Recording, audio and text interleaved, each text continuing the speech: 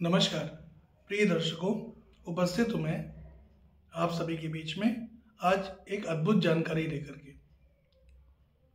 प्रिय दर्शकों, हम लोगों ने हमेशा जब भी कभी कुंडली दिखाने किसी को जाते हैं तो ये सुनते हुए कई लोगों के मुंह से सुना होगा कि मेरा ये ग्रह उच्च का है, ये ग्रह नीच का है।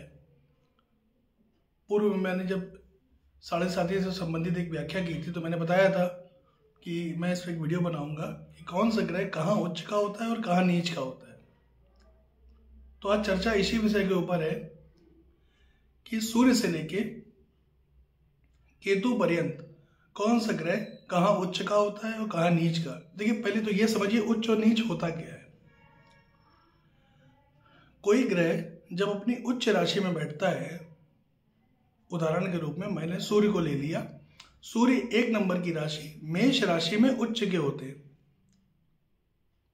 ठीक। अब सूर्य जब एक नंबर में बैठेगा तो बहुत बलवान हो जाएगा, बहुत मजबूत हो जाएगा।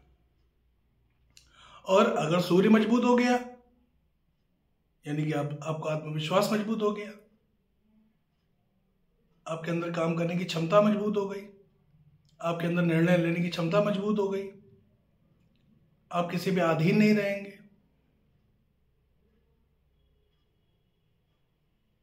ये प्रभाव होता है ग्रहों के उच्च और नीच का। अब यही मान लीजिए इसी सूर्य को हम 7 नंबर पे बैठा दें तुला राशि में, जहां पे सूर्य नीच का होता है। तो जब सूर्य कमजोर हो जाएगा, नीच का हो जाएगा, उस स्थिति में आपके अंदर आत्मविश्वास की कमी आ जाएगी। आप दूसरों पे आश्रित रहेंगे, आप खुद से कोई फैसले नहीं ले पाएंगे अपने जीवन काल में।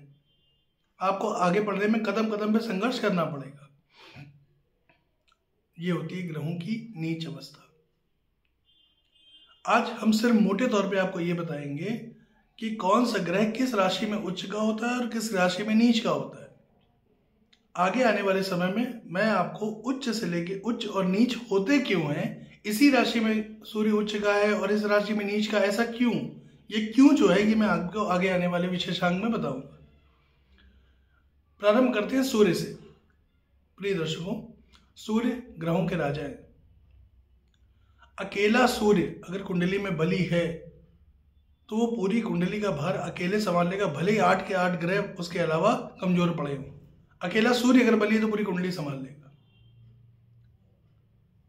मेष राशि, मेष राशि में सूर्य उच्च का होता है, बहुत मजबूत। जो राशि मेष राशि के ठीक सामने होती है तुला राशि। आप कभी भी अपना चार्ट, अपनी कुंडली को देखिएगा तो 1 नंबर के ठीक सामने देखिएगा 7 नंबर लिखा होगा। जो ग्रह जहां उच्च का होता है उसके ठीक सामने वाली राशि पे नीच का होता है। कैसे, आगे बताते हैं। सूर्य 1 नंबर पे उच्च का, 7 नंबर पे नीच का, ठीक। चंद्रमा, मन, आपकी मां, ये होता है चंद्रमा। सूर्य और चंद्रमा कुंडली में 2 ही सबसे महत्वपूर्ण ग्रह है। आपके व्यक्तित्व से, आपके शरीर से अगर हम सूर्य को हटा दें, यानी कि आत्मा को हटा दें और मन को हटा दें, तो शरीर में कुछ नहीं बचा, कुछ भी नहीं बचा है। सूर्य मेष राशि में उच्च का, तुला राशि में नीच का। चंद्रमा 2 नंबर वृषभ राशि उच्च का, 8 नंबर वृश्चिक राशि नीच का। मंगल 10 नंबर मकर राशि उच्च का और 4 नंबर कर्क राशि नीच का। बुध 6 नंबर, जो उसकी खुद की ही राशि है। बुध अकेला एकमात्र ऐसा ग्रह है जो अपनी ही राशि में उच्च का होता है, 6 नंबर पे, कन्या राशि में। बुध अगर आपकी कुंडली में 6 नंबर में बैठा है यानी कन्या राशि में बैठा है तो वो उच्च का है। और उसी के ठीक सामने 12 नंबर की राशि में अगर बैठा हुआ है यानी कि मीन राशि में अगर बैठा है तो वो नीच का है। बृहस्पति, देवगुरु बृहस्पति 4 नंबर पे उच्च के, बहुत मजबूत। और 4 के ठीक सामने क्या हुआ, 10 नंबर मकर राशि नीच के। शुक्र 12 नंबर मीन राशि उच्च का बहुत मजबूत। और उसी के ठीक सामने 6 नंबर कन्या राशि बुध की राशि नीच का। इसी तरीके से देखें शनि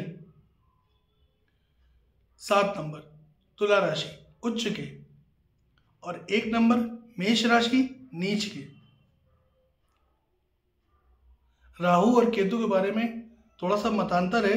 ज्योतिष के कई विद्वान हैं जो ये कहते हैं कि राहु मेष राशि में उच्च के होते हैं, जबकि देखिए राहु और केतु क्या है, राहु कलयुग का राजा है।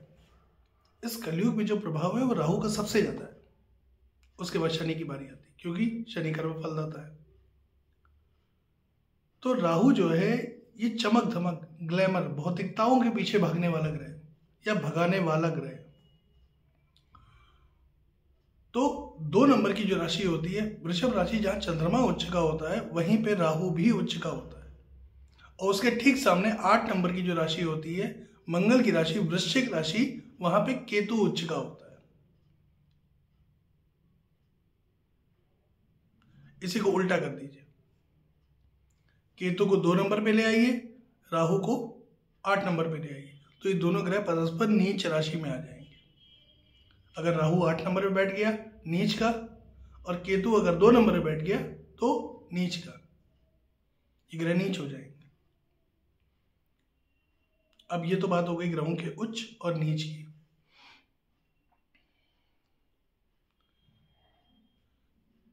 अब इन्हीं राशियों में ग्रहों को उच्च क्यों कहा गया और नीच क्यों कहा गया, इसको मैं कम शब्दों में आपको बताने का प्रयास करता हूं। देखिए सूर्य आत्मा के कारक है, ग्रहों के राजा है। और मंगल क्या है, मंगल को कहा गया सेनापति। हमारे शरीर में जो रोग प्रतिरोधक क्षमता होती है, रोगों से लड़ने की ताकत, वो मंगल से देखी जाती है कि मंगल आपकी कुंडली में कितना बली है। माफ कीजिएगा, कि मंगल आपकी कुंडली में कितना बली है। अगर मंगल मजबूत है तो यकीन जानिए आपके अंदर रोग प्रतिरोधक क्षमता बहुत अच्छी होगी। और यही अगर मंगल कमजोर है तो रोग प्रतिरोधक क्षमता में कमी आएगी। राजा को सबसे ज्यादा कहाँ कंफर्टेबल महसूस होगा, अपनी सेना के साथ, अपने सेनापति के साथ, जहां पे वो सुरक्षित भी है और उसके साथ में लड़ने वाले तमाम लोग भी हैं। इसलिए सूर्य मेष राशि में उच्च के माने जाते हैं 10 डिग्री तक। उसके बाद मूल त्रिकोण में आते हैं, इसके बारे में हम आगे चर्चा करेंगे। अब तुला राशि में ही सूर्य नीच के क्यों होते हैं, क्योंकि तुला राशि जो है वो शुक्र की राशि है। शुक्र क्या है, भोग ऐश्वर्य। अब अगर एक राजा जनता की भलाई ये सब छोड़ करके भोग और ऐश्वर्य में चला जाएगा, भोग भोगने में लिप्त हो जाएगा, तो राज्य कैसे चलाएगा। इसलिए सूर्य जब 7 नंबर पे जाते हैं तो ये उनकी कमजोर स्थिति मानी जाती है, क्योंकि तुला राशि सूर्य को सबसे कम पसंद है। यहां वो कंफर्टेबल आरामदायक महसूस नहीं करते। जिनकी जन्म कुंडली में सूर्य 7 नंबर पर बैठा हुआ है, अगर आप उनसे मिलेंगे तो उनके अंदर आत्मविश्वास की कमी आपको दिखाई देगी। उनके चेहरे में चमक नहीं होगी, जो एक मतलब प्रभाव होता है सूर्य का तेज, वो तेज नहीं होगा। बहुत जल्दी घबरा जाएंगे परिस्थितियों से, बहुत जल्दी डर जाएंगे परिस्थितियों से। यह प्रभाव होता है सूर्य का। अब चंद्रमा की बात कर लेते हैं। चंद्रमा 2 नंबर में ही उच्च के क्यों होते हैं और 8 नंबर में नीचे क्यों होते हैं। देखिए चंद्रमा क्या है, चंद्रमा मन है। अब अगर एक इंसान से आप मिले तो उसको सबसे ज्यादा क्या पसंद आएगा, आराम, ग्लैमर, अच्छी अच्छी गाड़ियां, अच्छा घर, अच्छा खाना पीना। और 2 नंबर की राशि किसकी है, शुक्र की। तो चंद्रमा वहां बेहद बली हो गए। उनका मन जो होता है, मन जहां पे रहेगा तो वो चंद्रमा की आरामदायक स्थिति है। और 8 नंबर की राशि किसकी है, वृश्चिक, मंगल की राशि। मंगल क्या है, सेनापति, लड़ाई झगड़ा वाद विवाद। और चूंकि चंद्रमा स्त्री कारक ग्रह है, अब किसी महिला को हाथ में तलवार देकर के अगर युद्ध क्षेत्र में उतार दिया जाए तो क्या वो वहां पे आरामदायक महसूस करेगी अपने आप को? नहीं। तो इसलिए चंद्रमा 8 नंबर में जाके कमजोर स्थिति में आ जाता है, वहां पे वो कमजोर हो जाता है।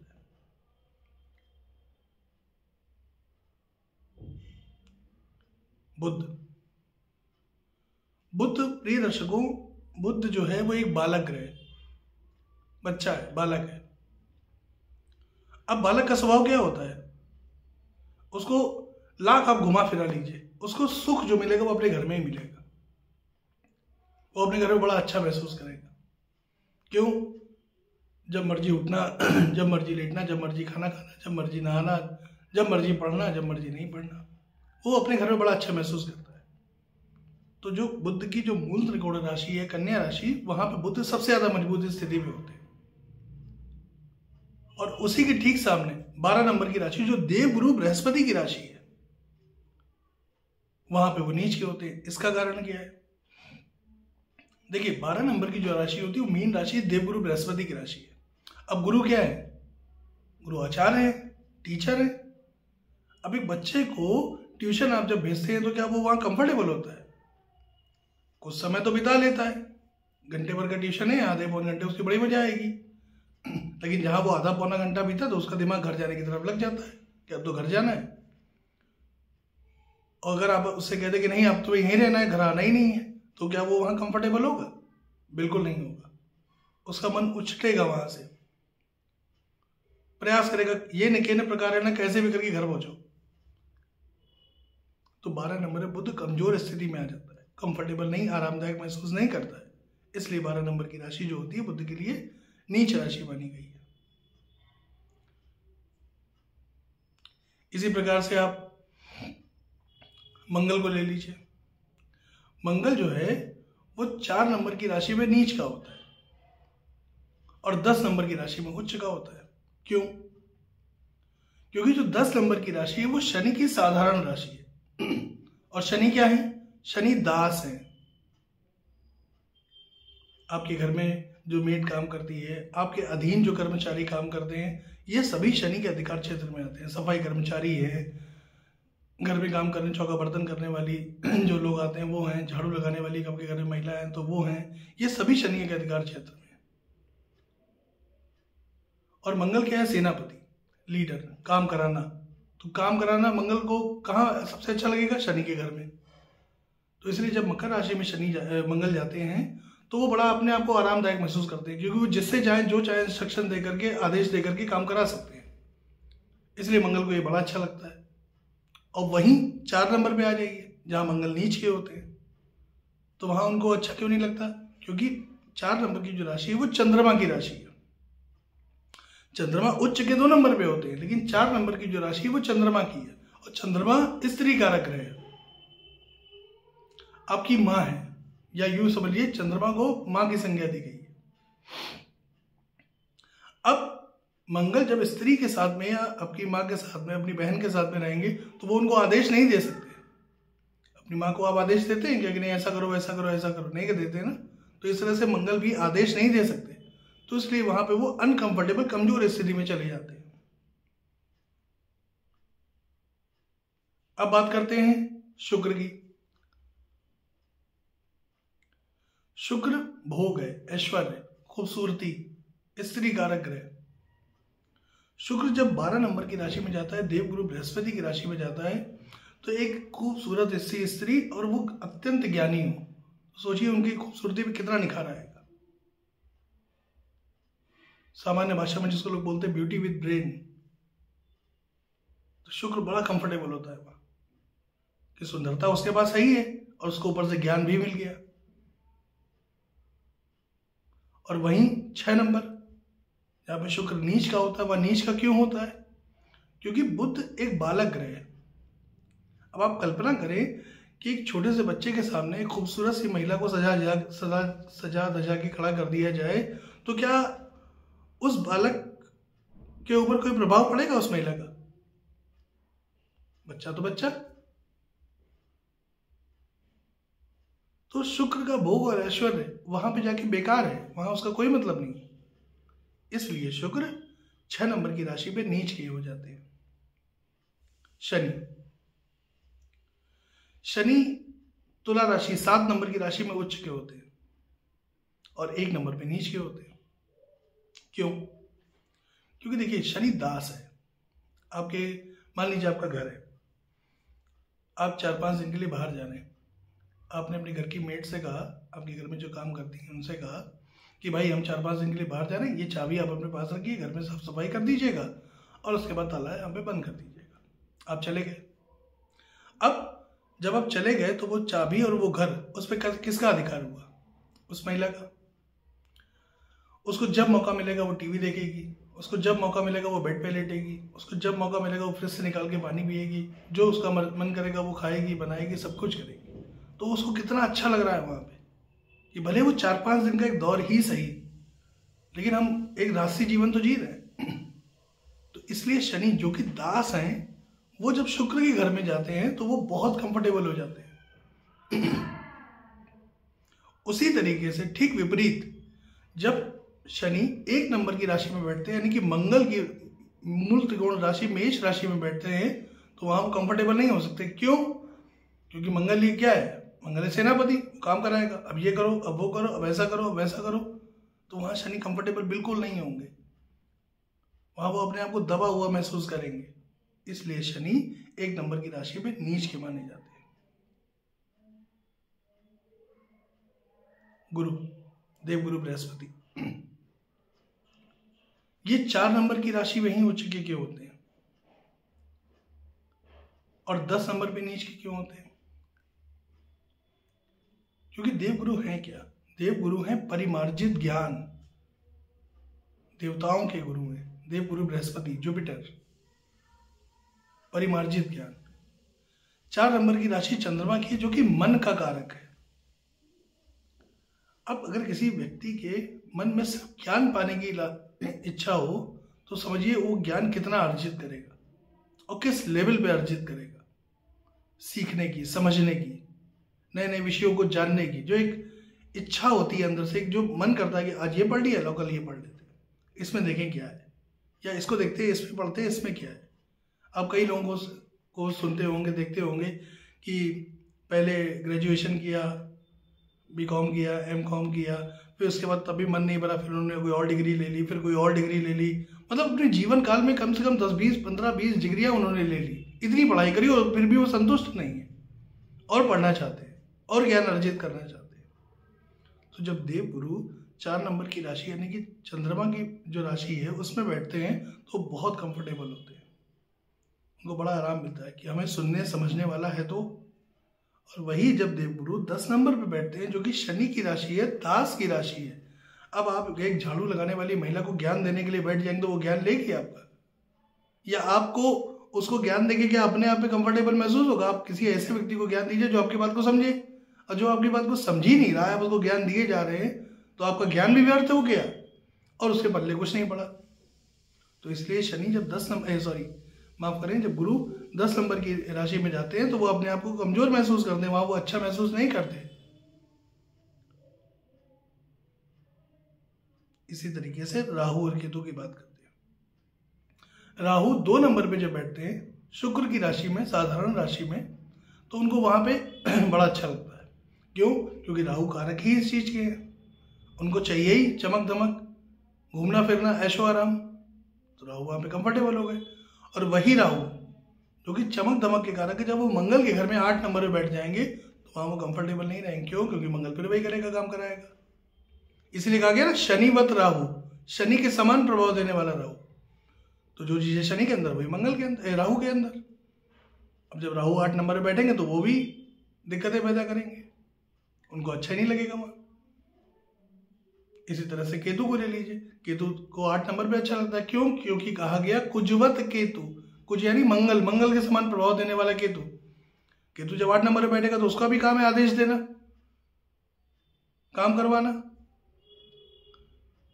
अब ऐसा पराक्रमी और पुरुषार्थी व्यक्ति जब जाके शुक्र भोग और ऐश्वर्य के घर में बैठ जाएगा तो वो अपने आप को कंफर्टेबल महसूस नहीं करेगा। वहां तो उसको बैठा बिठाया सब कुछ मिल रहा है, उसको काम कराने, जो उसके अंदर की एक कहते नहीं है कि कोई आदमी ऐसा होता है कि जिसको आदेश देने में बड़ा मजा आता है। अब वो किसी को आदेश ही नहीं दे पा रहा है, उसको तो बैठे बैठे सब कुछ मिल रहा है, तो वहां वो कंफर्टेबल नहीं रहेगा। प्रिय दर्शकों, उम्मीद करता हूं कि आज का जो ये विषय था आपको समझ आया होगा। अगर इससे संबंधित कोई भी आपको लगता है कि कोई चीज़ आपको नहीं समझ में आ रही, तो मुझे कमेंट बॉक्स में लिख के बताइएगा कि आप किस पॉइंट को अच्छे से जानना चाहते हैं। आज के लिए बस इतना ही। पुनः आपसे मुलाकात होगी, तब तक के लिए नमस्कार।